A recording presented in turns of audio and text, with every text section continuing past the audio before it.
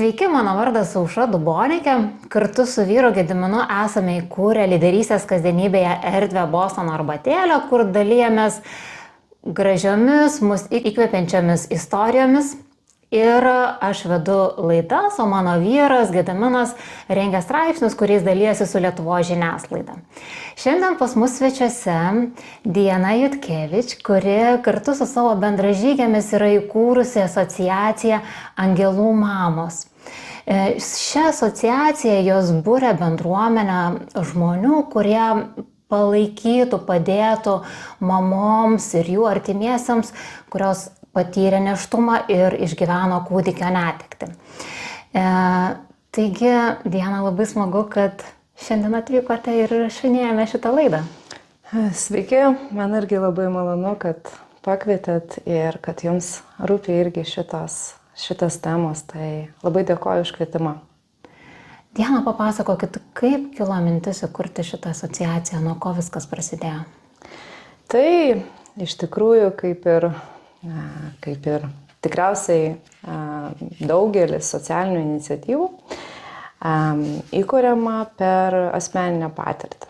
Tai prieš 5 metus, prieš laikinio gimdymo metu, aš netekau dukrelės.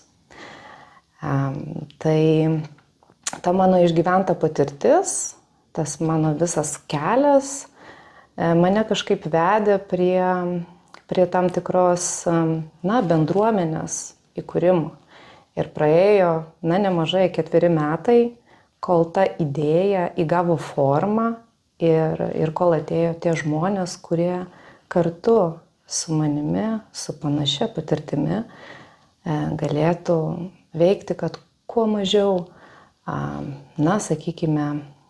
vyktų tam tikro, nesupratimo tą temą, kad būtų daugiau palaikymo. Tad viskas prasidėjo nuo asmeninės patirties. Ir ką jūs darote šitoje asociacijoje? Tai mes iš tikrųjų įsikūrėme norint atliepti tą poreikį būtent kūdikio netektį išgyvenančioms mamoms ir jų aplinkos žmonėms, šeimoms, draugams, jų tėvams, nes iš tikrųjų kūdikio netektis jį liečia ne tik motiną, bet visus artimiausius žmonės. Ir iš tikrųjų iš tos patirties, kad tie žmonės pirmiausia ir dažniausiai iš mūsų patirties susiduria su visuomenės, tokiu nejautrumu, ta tema, su nenoru netgi kartais pripažinti netektį.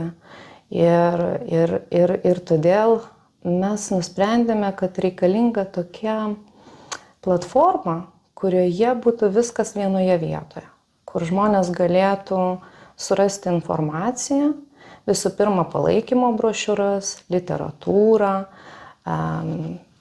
kažkokius telefono numerius, pagalbos specialistų, nuorodas. Ir tiesiog jaustųsi ten netokios vienišos, nes kartais atrodo, ypač dabar socialinių medijų, įtakos, kad viskas yra gerai, kad kažkokių kitų scenarijų ir būti negali. Tad mes, mūsų pagrindinis tikslas šiuo metu buvo įkurti būtent tą platformą. Mums tai pavyko, tad toks pirmas žingsnis yra padarytas. Mačiau, kad turite interneto svetainę, susikūrėte jau ir socialiniuose tinkluose savo puslapį. Taip, tai mes jau turime svetainę, ten turime patalpinę brošiūras, kurias parengėme kartu su mūsų partneriais iš Amerikos. Tai būtent organizacija Hope, Return to Zero, kurie veikia irgi bendruomeninės tikslais, visuomeniniais tikslais. Tai yra taip pat kaip ir mes nepelno siekianti organizacija, veikianti visiškai savanoriškais tikslais, todėl mes radome labai daug sąlyčio taškų ir toks mūsų pagrindas yra mūsų svetainės pagrindas. Ten taip pat galima rasti informaciją apie tai, kur galima rasti pagalbos Lietuvoje Ir iš tikrųjų tos pagalbos yra daug teikiama. Mums netgi nereikia atskirai organizuoti pagalbos grupės ir panašiai. Tiesiog reikia viską į vieną vietą sujungti. Kadangi iš tikrųjų pavienių iniciatyvų ta tema buvo, mes nebuvome ir nesame pirmusios, tačiau mūsų idėja yra jungti viską į vieną vietą. Tai esate toksai kaip jungiamoji grandis, jungiamoja misija turinti institucija. Tokia mūsų idėja, mes daugiau norėtume eiti tą kryptimį, kad kalbėti drąsiai apie kūdikio netektį, kad mažinti stigmą, kad šviesti vieni kitus, kad mes perspektyvoje galėtume būti Lietuva kaip viena didelė palaikymo bendruomenė. Kodėlgi ne? Žinoma. O kokia yra problematika Lietuvoje? Su kuo šiuo metu susidurima? Tai problematika yra iš tikrųjų ne tik Lietuvos problema, tai yra viso pasaulio problema, kai kūdikio netektis iš tikrųjų susiduria su didelė stigma šitą temą.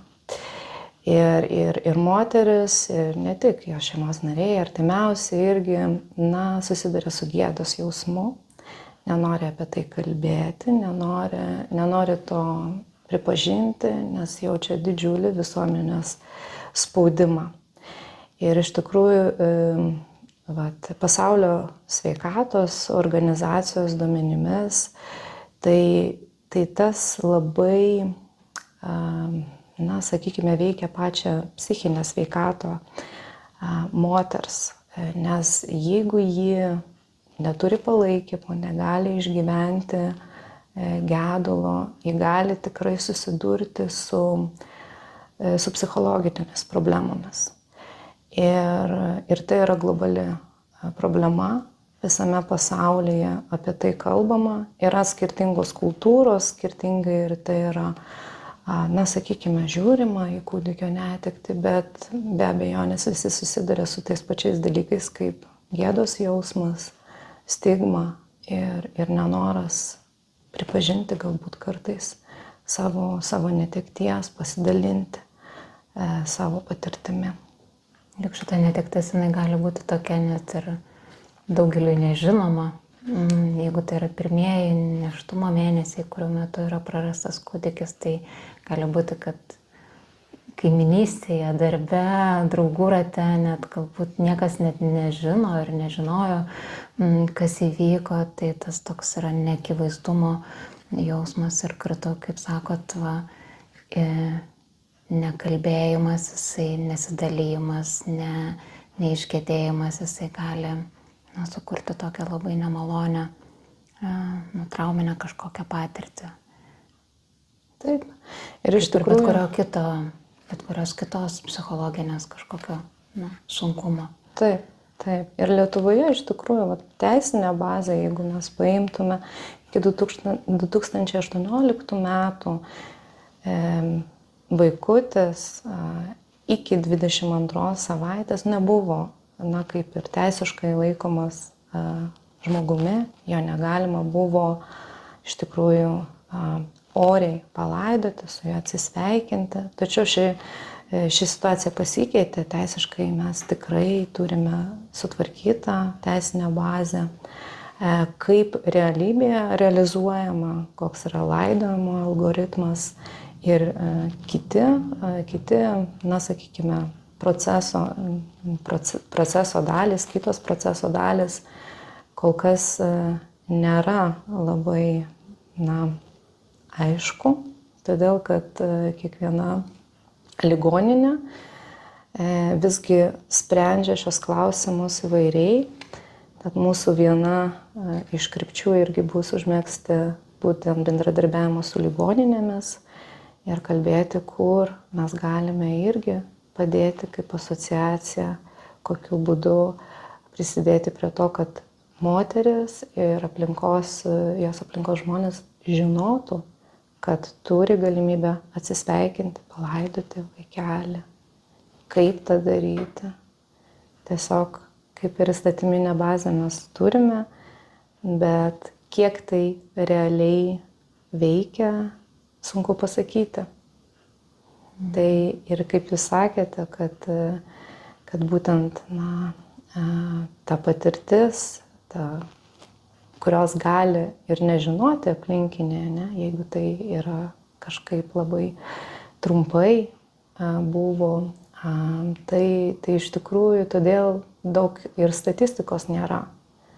Mes turime, ką teikia Pasaulio sveikatos organizacija, tai yra tik apytikslė statistika apie tai, kiek vaikų netenkama būtent kaip persileidimo metu, negimdinio nėštumo metu, priešlaikinio.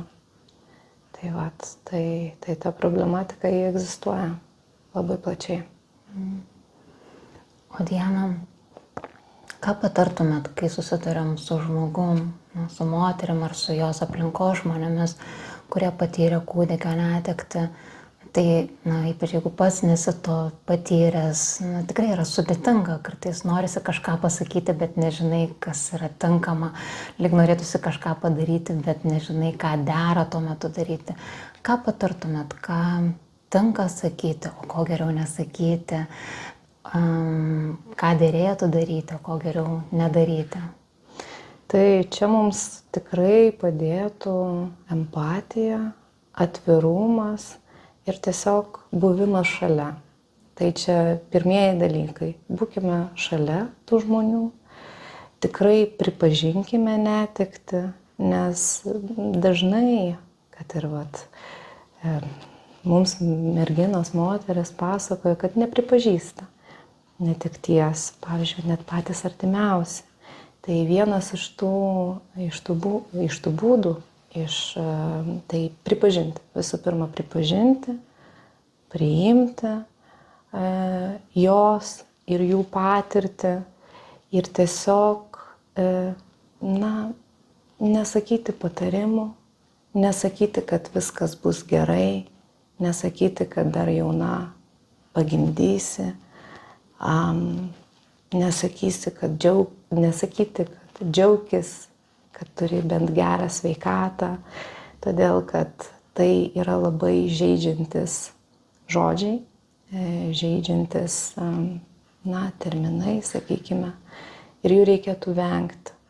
Tai, ką mes tikrai galime padaryti, tai pasakyti, kad aš čia esu šalia, jeigu tu nori pakalbėti, aš esu, aš išklausysiu, aš galiu tau būti draugu, rėmėju, jeigu tau reikia. Nežinau, čia labai skirtingai, žinot, ta patirtis kiekvienos ir kiekvienos šeimos yra labai skirtinga. Yra, pavyzdžiui, šeimų, kurios jau turi vaikų ir tada galima pasiūlyti prižiūrėti vaikus, kol galima būtų tą procesą išgyventi taip ramiai, ta prasme labai konkrečia pagalba. Žinau, padaryti maisto, užsakyti kažkokias paslaugas, tiesiog netgi tokiais techniniais dalykais padėti.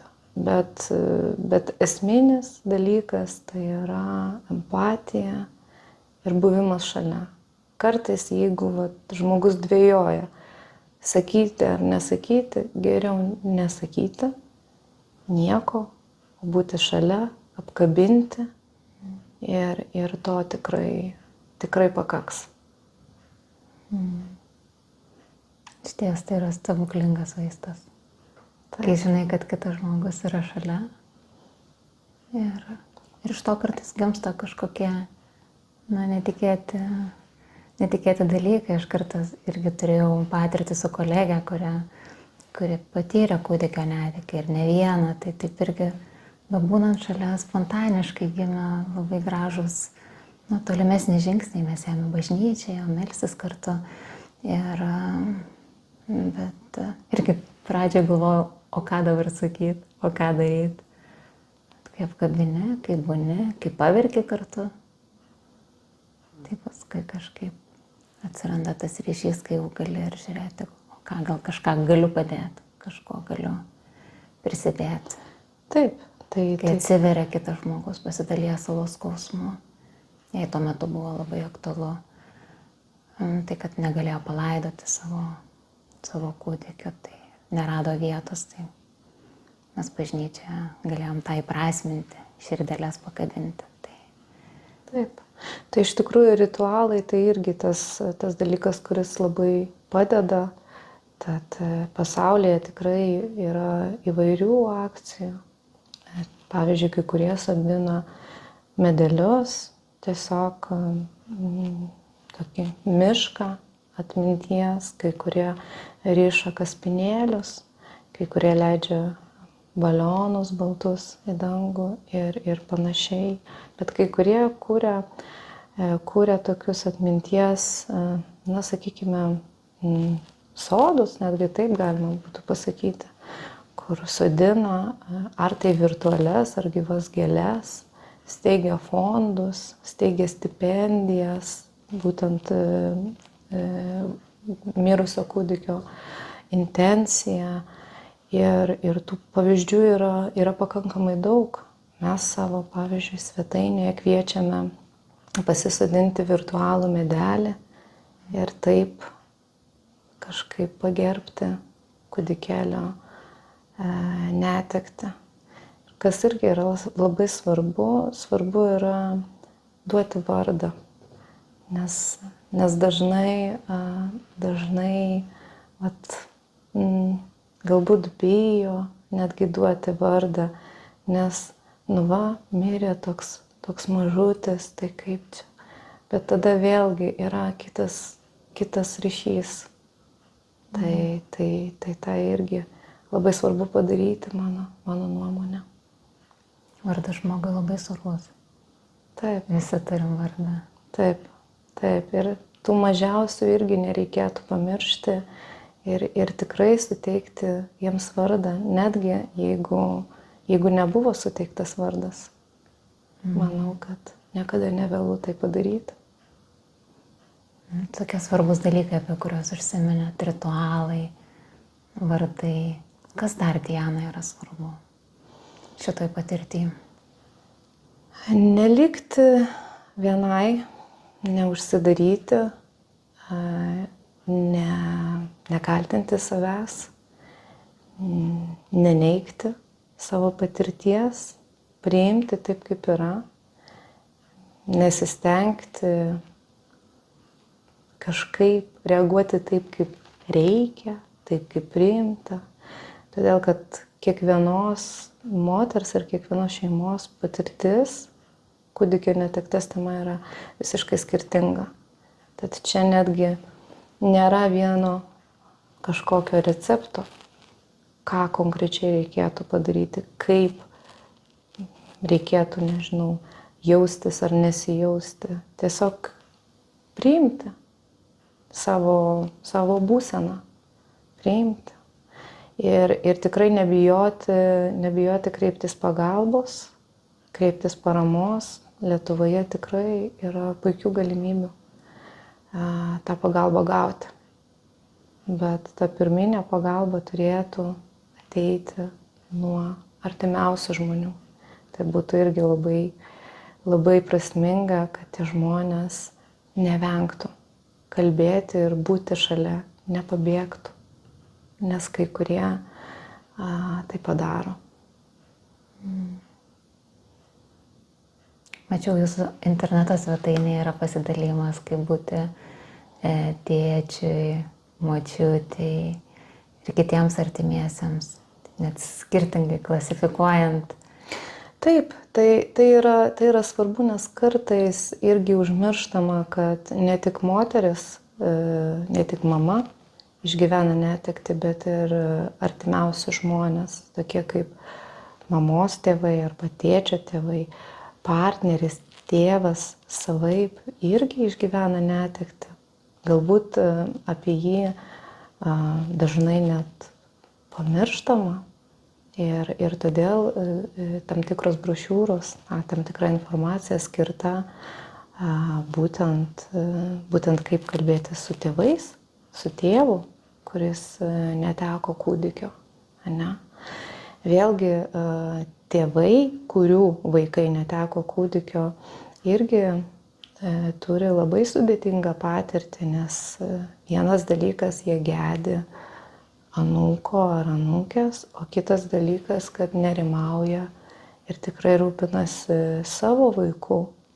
Ir tikrai ten yra pateikti tam tikri patarimai, ko nereikėtų sakyti. Tai tikrai nereikėtų sakyti, kad baik gedėti, kiek jau galima. Gal jau pradėk mąstyti apie kitus vaikus. Tai tiesiog būti šalia, leisti tam procesui vykti taip, kaip jis gali tuo metu vykti. Tai tiesiog tos patirtis jos yra labai skirtingos ir todėl reikėtų skirtingai prie to ir prieiti, apie tai kalbėti. Girdžiu, kad reikia tam gedėjimui, iš gedėjimo duoti visą laiką tiek, kiek jo reikia. Tiek, kiek žmogui, moteriai ir artimiesiems reikia atsisveikinti su šito šeimos nariu. Taip, ir svarbu yra priimti vėlgi tą norą bendrauti arba norą nebendrauti tam tikromis temomis. Tiesiog priimti kaip yra, įsijausti į žmogaus būseną. Tikrai nesakyti, kad aš tave suprantu, nes tai irgi labai skaudina, bet aš esu čia, kad būčiau šalia. Tai tie dalykai yra labai, labai mano nuomonė labai svarbus. Diana, žinau, ir pati minėjot, kad esate bendraminčių komanda. Gal galėtumėt papasakoti daugiau, kas į jūsų asociaciją yra įsijungę? Tai šiuo metu mes esame 4, bet turime draugų, kurie mums padeda su tam tikrais, sakykime, mūsų projektais. Tai šiuo metu asociacija yra Dalia, Audronė ir Justina. Tai mes pasidalinusios esam tam tikrom, sakykime, pareigom. Kiekviena už tam tikrą veiklą yra atsakinga. Pavyzdžiui, Audronė yra atsakinga už turinį, už kalbą. Dalia yra už finansus daugiau atsakinga. Justina yra už komunikaciją, socialinius tinklus. Aš daugiau už bendradarbiavimą ir partnerių paiešką. Bet tai vėlgi nereiškia, kad mes kažką atskirai darome, mes viską darome kartu. Ir tame matome labai didelę prasmę, galėdamos taip ir viena iš kitos mokytis, ir viena kitą palaikyti ir drąsiai kalbėti netekties tema, kūdikio netekties tema. Nes iš tikrųjų kiekviena iš mūsų yra savaip prisilietusi prie tos temos ir mes esame 4, mūsų patirtis yra labai skirtinga, bet dėl bendro tikslo veikiame ir tai labai džiugina. Tai vėlgi, pavyzdžiui, Justinos mes nebūtume suradę ir pakalbinę, jeigu ji drąsiai nekalbėtų, jeigu ji nebūtų įkūrusi socialinėse tinkluose grupės palaikymo. Tai aš labai džiaugiuosi, kad Justina yra kartu su mumis, kaip ir visas kitos merginos. O mūsų draugai, kurie mums padeda tiek dizaino, pavyzdžiui, klausimais, projektų paraiškų, rašymų, tai jų yra daug ir jie nėra nariai, bet tiesiog tokiu būdu išreiškia paramą mūsų misijai. Gražu. Jauku, šilta. Ir tas savitarpio pagalba, kuri tada liejasi ir į kitus žmonės, į aplinką. Diana, sakykit, kokių patirčių esat turėjusi su, per asociacijos veiklą, pas jūs, prie jūs prisartinančių žmonių? Ar jeigu kažko turėtumėt kuo pasidalinti, būtų įdomu išgirsti. Tai asociacija įsteigta prieš metus oficialiai, tai mūsų pagrindinis kol kas darbo tikslas buvo būtent svetainė, metodinė informacija ir mes tik prieš keletą mėnesių pradėjom tą bendradarbiavimą, partnerių paiešką čia. Tai iš tikrųjų labai, žinot, šilti žmonės, kurie tikrai nori prisidėti prie šitos misijos. Ir tai yra mūsų tie partneriai, tie žmonės, su kuriais mes kalbamės. Jie mums irgi pasako, žiūrėkit, šitą temą turit, šitą turit, bet trūksta dar šitos ir šitos, gal jūs galėtumėt irgi apie tai parašyti, sužinoti, padaryti. Tai iš tikrųjų per tą tokią, sakykime, partnerystę mes irgi gauname labai daug tokio, sakykime, poreikio, kas yra reikalinga. Nes pas mus tikrai Lietuvoje yra tokių organizacijų, kaip krizinio nėštumo centras, ir jie tikrai specializuojasi tam tikrą kryptimi, o šita tema yra tik šalia. Tai mes kaip tik čia ateiname su savo pagalba ir tai yra labai, prasminga, mano nuomonė. Tai tų žmonių truputėlį tokių, kurie norėtų įsijungti į veiklą, mes turime tik, tokius pavienius, daugiau dabar su partnerystė, būtent su organizacijomis dirbame, kad apie mus irgi žinotų, kad irgi galėtų pasinaudoti informaciją, jau kaip ir paruošta. Ir tikrai yra džiugu ir džiaugiuosi, kad mes esame, bet ne tik mes esame. Lietuvoje yra pavienių iniciatyvų, kurie tą temą irgi kalba. Tai manau, kad kuo daugiau bus žmonių ir, pavyzdžiui, organizacijų, kurie galėtų kalbėti tą temą, tuo bus geriau. Nes užsienyje, pavyzdžiui, kad ir, aišku, Amerika yra labai didelė, bet tai yra irgi puikus pavyzdys, kad jie turi daug organizacijų, ne vieną. Ir tada kiekviena gali irgi atrasti save būtent tam tikroje veikloje.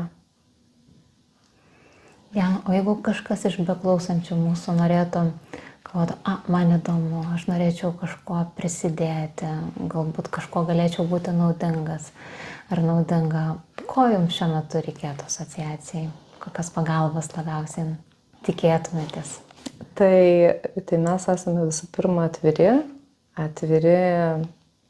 naujiems nariams, atviri jų patirčiai, jų idėjoms.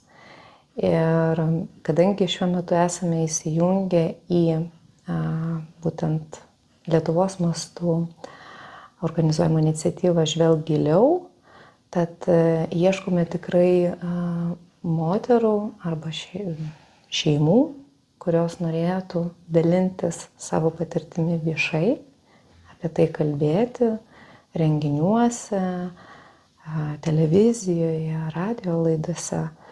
Tad tikrai labai kviečiame tų, kurios norėtų dalintis. Bet vėlgi, jeigu kažkas norėtų veikla prisidėti tam tikrą, pavyzdžiui, kad ir padėti komunikaciniais tikslais arba, padaryti kažkokią analizę arba tiesiog pasižiūrėję mūsų puslapį turi idėją vat ką dar galima būtų, tai mes esam tikrai atviri idėjoms ir siūlome mums parašyti, tada pakviesime kavos arba arbatos puodelio ir pakalbėsime, susipažinsime. Tikrai labai kviečiame jungtis, kad ir ilgalaikiam tokiam bendradarbiavimui, galbūt narystei arba tiesiog pagalbai, kaip ir. Tai vat. Ten apie ką svajojat? Tai mano svajonė, aš man atrodo pačioj pradžioj mūsų pokalbio pasakiau, kad įsivaizduokite, kad Lietuva yra viena didelė palaikymo bendruomenė. Kokį mes galėtume, padaryti impulsą kitiems, savo, būtume sveikesni, laimingesni, atviresni. Ir čia kalba, aišku, šiandien mes kalbame apie kūdikio netektį, bet yra aibė kitų problemų ir temų, kurios yra iš tikrųjų tabu Lietuvoje. Tai vat, man atrodo, kad drąsiau kalbėt, palaikyti vieni kitus ir tikrai mes kartu galime labai, labai daug padaryti. Oi, toks gražus tikslas, tokia graži misija ir ta iniciatyva, kuri gimusi iš skausmo, iš asmeninio skausmo, iš asmeninės patirties. Iš ties, kas gan dažnai iš asmeninio skausmo gimsta dideli dalykai, nes pats esi praėjęs per tuos sunkumus. Visų pirma, norėjau padėkoti, kad šiandien mes esame čia, kad kalbame apie kūdikio netektį atvirai. Ir tikrai norėčiau palinkėti, moteriams, kurios išgyveno ar išgyvena kūdikio netektį, neužsiskleisti savyje, tiesiog rūpintis savo sveikata, o tai tikrai galėtų padėti atviros pokalbis. Tam mes kviečiam kuo dažniau, kuo atviriau kalbėti. Ir jeigu kažkas norėtų, gali ir su jumis tiesiog susisiekti ir taip, galėtumėt skirti laiko ir pasikalbėti, ar gerai suprantu? Taip, iš tikrųjų mes, mūsų laikas, aišku, yra ribotas, nes mes esame savanoriškais tikslais veikianti organizacija, tačiau aš kviečiu visas naudotis galimybėmis, kurios yra Lietuvoje, o tos galimybės yra didžiulės pakalbėti kūdikio netekties tema. Tai yra ir pagalbos telefonai, tai yra ir laiškai, tai yra ir susitikimai online, gyvai, tiesiog neužsiskleisti savyje, neužsiskleisti savo problematikoje, savo netektyje, bet eiti, nebijoti ir tikrai su kiekviena diena, manau, atsiras vis daugiau ir daugiau gražių dalykų, iš kurių norėsis džiaugtis. Tai ačiū Diana, ačiū mūsų klausytojams, mūsų žiūrovams, kaip tik mes laidą įrašinėjom artėjant vėlinių dienai.